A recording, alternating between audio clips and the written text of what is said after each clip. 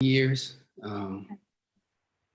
We've been doing this for 4 years now. It's been an incredible journey. So it started off as a WhatsApp group chat, and it's just a platform for entrepreneurs, innovators, creatives like you, people who are doing incredible stuff, incredible things that we just wanted to, get their stories, ideas, experiences, and share how we're breaking the mold as African people from African descent, like I said. So it's been incredible. It's been an incredible journey.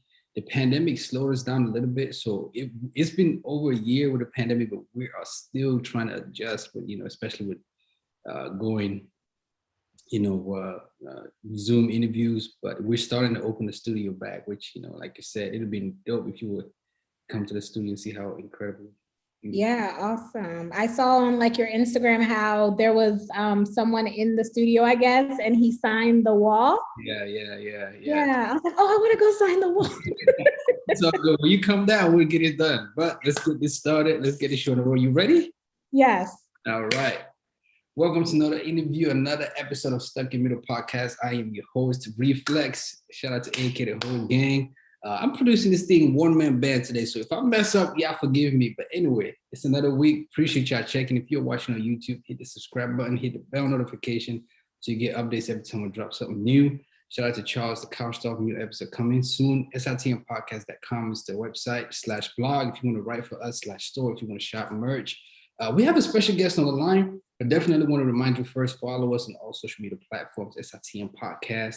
Listen, she is in Germany, joining us from Germany. She's all about self-care, self-love. She's a life coach with a passion for mamas, helping mamas, the busy mamas, overcome, mom guilt, reclaim their identity so that they can accomplish things in life, so that they can live their life goals and build impactful legacy for their kids. Please welcome Sandra Wingfield to the SitM Podcast family. How you doing? How are you? I'm wonderful. Thank you so much for having me, even though it's super early there. Oh yeah, listen, we like, I had to jump right out of bed and say, oh, we got to get this done because we've been waiting for this for a minute. But definitely just want to say, how did the pandemic treat you? How did you survive, cope, meditate, medicate, whatever you did? I was at home for 3 of those months, just at home, not even teleworking. And it was really interesting. It gave me a lot of time to build my business. It gave me a lot of time to think about life and all the things. As a mom, and a wife, it gave me more time with my husband and my son, of course. Mm-hmm. So that was a positive thing, which I think that a lot of people would agree with that, having that time with family that you probably wouldn't have taken before was a blessing, even though we had to be stuck inside, a lot of laps around our neighborhood because even the parks were closed for a while. We made the best of it. And so you were in Germany when this happened? Yes. Yeah. I've been in Germany 2 years. We got here in 2019. So you grew up in New York, spent some time in Maryland, and now reside in Germany. What was it that brought you out there? I just applied for a job. My husband was in the military. He was in the Air Force, and he didn't really get to go traveling as much as he would have liked to. And so there was a job opening and I said, well, I think I qualify for that. It's an English speaking position. My German is not good. Mm-hmm. I have enough German to survive. And I just said, I'm going to apply for it. Of course, we consulted with each other, you know what I mean? But yeah, we love it so far. So 2 years here, 2 more to go. Maybe we'll go to the United Kingdom next. It will be awesome to stay in Europe a little bit longer. And did you have kids at a time, and what was it, especially with your platform, helping moms and busy moms and things like that? What was it for you if you had kids that you considered, for your child as moving, across the world to a whole different culture? And was that part of the conversation? Yeah, absolutely. That's a great question because he had not been in his daycare in Maryland not that long before, several months before we moved here. And so I thought, oh man, he's in such a good groove here and learning, and he has great teachers and friends to uproot him, but so you have that moment, right? So there was my mom guilt. Like, how dare I uproot him for my dreams? But it's been so good. He's in a international school here. He's learning German. He writes in cursive. He'll be 5 in August. I mean, I don't get me started. I can brag about my kid all day. But yes, that was definitely part of the conversation. And I think a lot of those tools that I had to use in that moment are definitely what I use with the moms that I work with one-on-one. And that's your only son? Yes, that is my only son. And I also have a 12-year-old stepdaughter who just landed in Germany today. So the four of us are together. Yes, yes. Oh my, it doesn't feel real. Like there are some days when I wake up and I'm like, wow, this is really my life. But I feel like I manifested this. I've always wanted to live overseas and just do something different. And I'm doing it. I can't ask for anything more. I thank God every day. I really do. Yeah. And so we talked about you growing up in New York and spending some time in Maryland, but where are you from actually? And like, what's your story? How did you come to be passionate about wanting to create a space where moms could learn to be themselves and, care for themselves and thrive? Yeah, absolutely. So I was born in New York. We moved to Maryland when I was 8. And my mom was very close with her parents. So like I didn't spend a weekend in Maryland my first few years in Maryland. Like Friday, we would get out of school, we would be in the car back to New York. I think that when you're from certain places, it's hard to transition. I think New York is one of those places because like the heart of New York, the soul of New York is just everybody loves New York, I think anyway. Like when people tell me they have never been there, I'm like, what are you talking about? So that is the beginnings. And then we moved to Maryland, to Hanover, where Arundel Mills Mall is. So very close to where you guys' studio is. And then, just growing up there was awesome. It was different than what I probably would have had in New York. I think probably a ton more opportunities being in Maryland than in New York. And that was why our parents wanted to move us, because they saw that, they felt the same way, that there would be way more opportunities for us there. Mm-hmm. I went to UMBC to college. And so I met people from all over the world there. I was like, I think that's probably where, like my love for wanting to travel and meeting all the people. I had a lot of friends from Nigeria, a lot of friends from Ghana, and I learned so much from them and about myself during that time. Mm-hmm. And then, getting out of college and starting a family, it just, you learn so much about yourself, and you also kind of just get into like a routine. Right. And so then I think that is where my passion for wanting to let moms know that they need to have a part just for them, because you get stuck in that routine. You just get stuck in the way that life is just going. And sometimes you just forget about the things that really make you happy. Mm-hmm. And so what was the first steps for you, in building this platform? What was it like? Did you confide in somebody? Were you like, listen, I'm just going to do this? And what was it that you were trying to accomplish? I didn't confide in anyone really. I started asking a lot of questions to my friends and family though. I was like, what do I do for you? What do I contribute to your life? And that is a question that I also, people who are trying to find their purpose, I think that those are questions to ask the people who are closest to you. Ask them, what do you do for them? What do you bring them? Because, people are in relationships with you, friendships, daughter, spouse, they're in relationships with you for a reason. And so basically the consensus was I help everybody with their problems. So maybe I should have been a counselor or a therapist. But I think that a life coach is more thought-provoking. Because we don't give you the answers. We help you get to the answers. And so, everybody loves Instagram. So that was my platform of choice to set the stage for my life coaching business. I also have a YouTube, which I've not been great at it, but I have some videos coming there. I would love to get that more consistently. So, find me on YouTube. I do have some great content on there so far, but I just need to get more consistent about it. The link in the description down below if you got to check it out, definitely.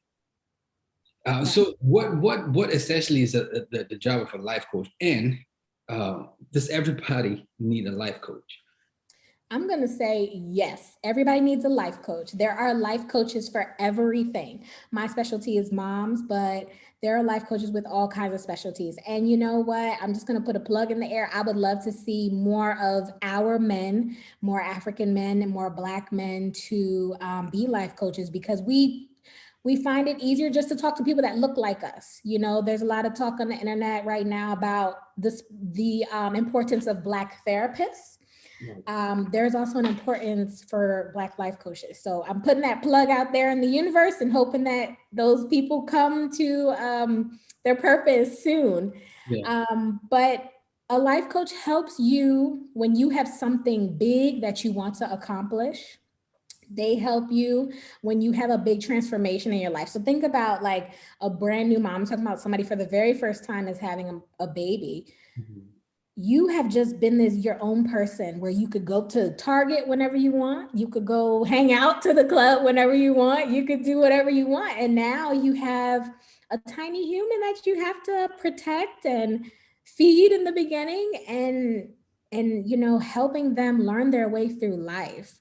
So it can be a very big transition mentally, physically, and spiritually. And so a life coach can be beneficial to just have as a resource in your toolbox. I always talk about the toolbox because we all have different ways that we cope with things and just things that help us get through our days in life. Mm. I wanted to ask you, how has it been different, building, how long, first of all, how long it has this been a thing for you, this platform? I started coaching in January of 2020. So right before the pandemic happened, I was like, I'm gonna be a life coach. Let's do this. And so then the pandemic happened, and this is going to sound awful because a lot of people died and everything during the pandemic and people suffered, but it gave me so much mental space to dig into myself and find that clarity that I needed for this. And I think that there are others that I've spoken to that feel the same way. They're like, I just had to be quiet and be with myself. How often do we take time to be quiet and be with ourselves? Probably not often enough. And that provided that, not in the best way, and in a very unexpected way. You know, I had no choice, but it was beneficial. Yeah. And so, 'cause I was going to ask, how has it been different for you building here in the States, in the East, in the West, and also then, in the East, in Europe? Yeah, I think that most of my clients are in the States Mhm. because I speak English best. There are a lot of German women who do speak English, but I am having a hard time reaching to them more than the people in the States. But I think that that's natural because, as I said in the beginning, like we just identify with who we identify with. They know that I'm not German, not because I'm Black, but just because they know that I'm not German. And, you know, my American sisters, that's who I speak to mostly on the phone. I have a lot of connections with women all over the world, social media wise, which has been incredible to learn how different women parent and how different women just are going through life and their experiences. So social media is amazing. The internet is amazing. Yeah. And so it's safe to say this is a completely virtual platform at the moment. Yeah, mostly. Yep. Everything is, I had one client in person, but she has people get to the point where they no longer need a life coach, which is a great thing, you know. But How is that for you? Like, how is that for you releasing people? It's like, hey, okay, I've done the job, and now you can go. well, it gets to the point, right, where you're like, not that you can't help them anymore, but you've gotten them to where they want to go. You know, when I start with somebody, they set a very solid goal. We create the steps for them to get to that goal. And once they've achieved that, I just ask them. I say, you know, we started here. Here are my notes from our very first session. Look at where we are now. And Right. I say, I feel like you are doing fabulous. And I think it's more scary for them than me. They're like, I'm not going to have you anymore. And it's not that at all. It's not a complete release because I always have a connection with them. But you can just see like the shock on their faces. Sometimes they're like, wait, what do you mean I'm okay? You've done your thing, you did it. You don't need me forever. And that's okay. It's just I'm a part of their journey that they're hitting along the way. Yeah, yeah. So when a mother comes to you, what is the process like from, that initial consultation into, them being a client?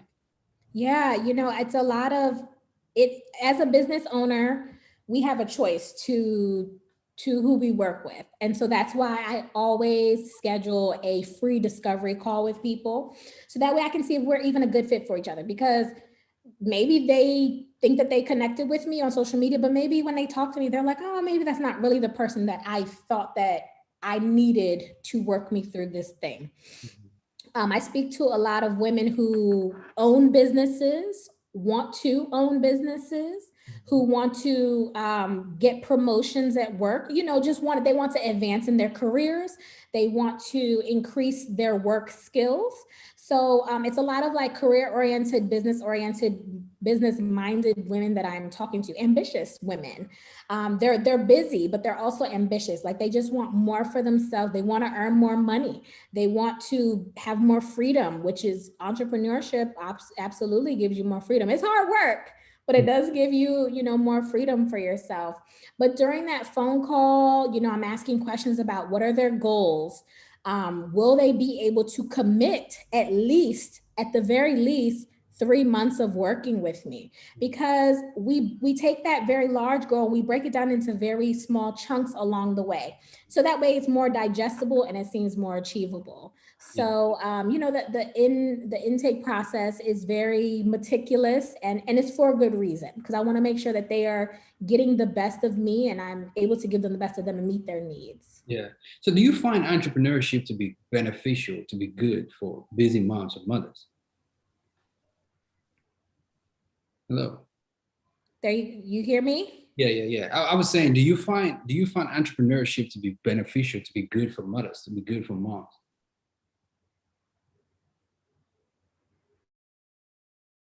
Hello, hello.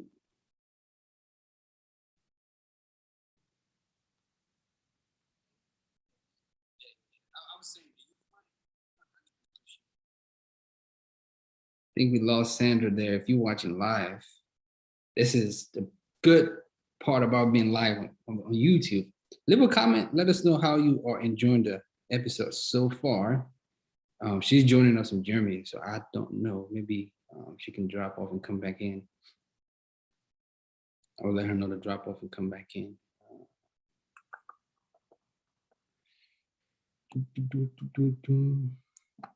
Drop off and come back. Yeah, she just dropped off. She's gonna come back in, y'all, and we are gonna keep the show going. Appreciate y'all, every single one of y'all watching. I think it's 4 people watching.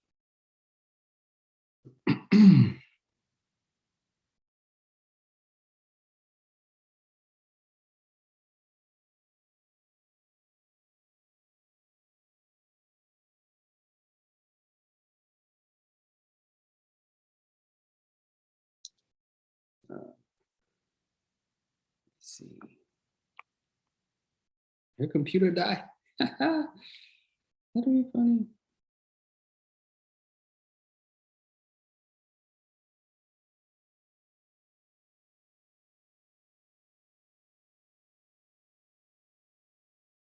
Who's on watching right now? Leave a thumbs up. I noticed 3 people. Leave a comment, something. Let me know you out there.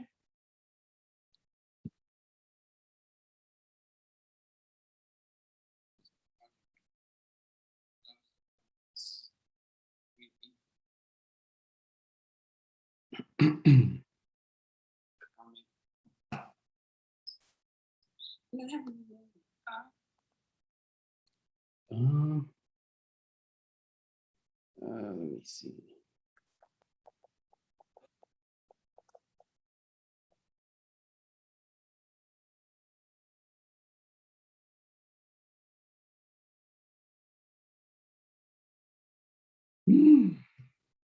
I'm just waiting for her to come back in at this point. We will pick right off where we dropped off. I think her computer died.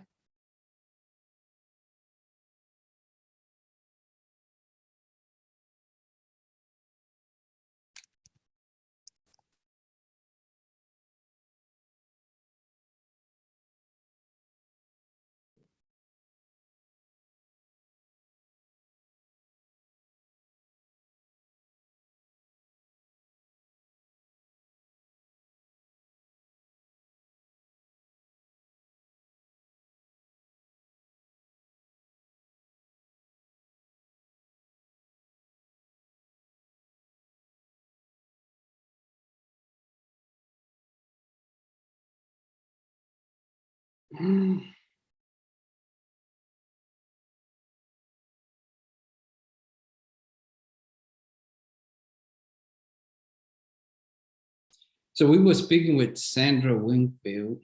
She's joining us from Germany.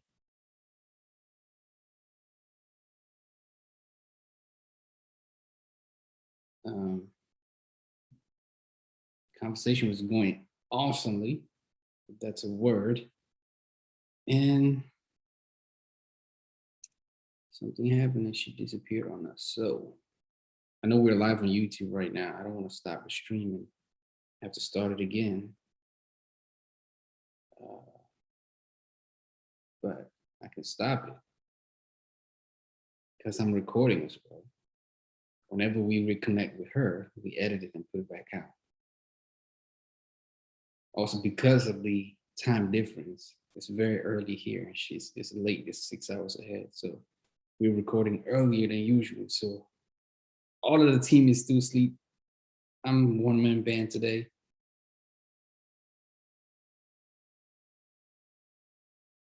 I don't have her number. Shout out to Ma, always done a great job communicating with our guests. I don't know if Ma is watching. Ma, help!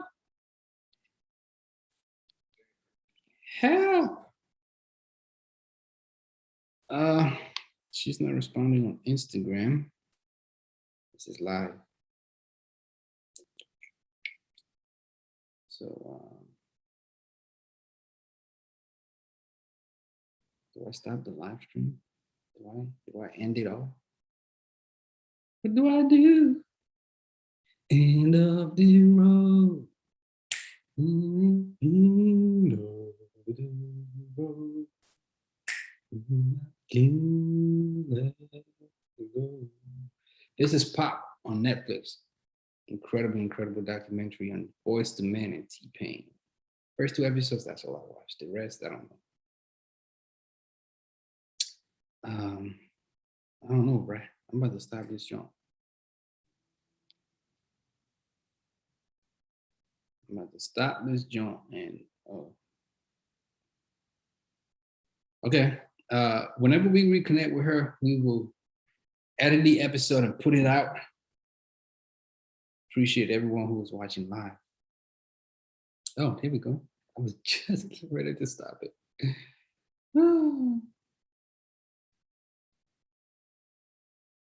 She is back. She is back, y'all.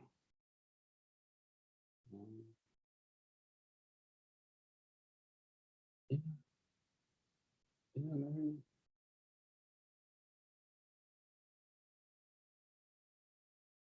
She was just back for a second.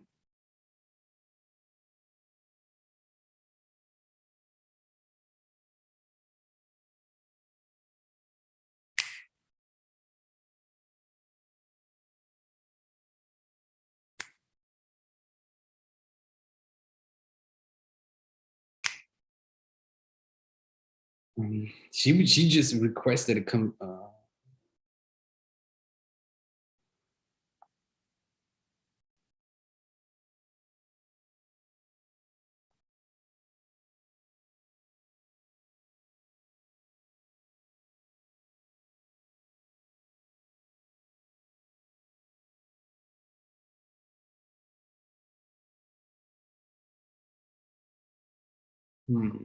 I don't want to stop the stream, but it's getting too long now. So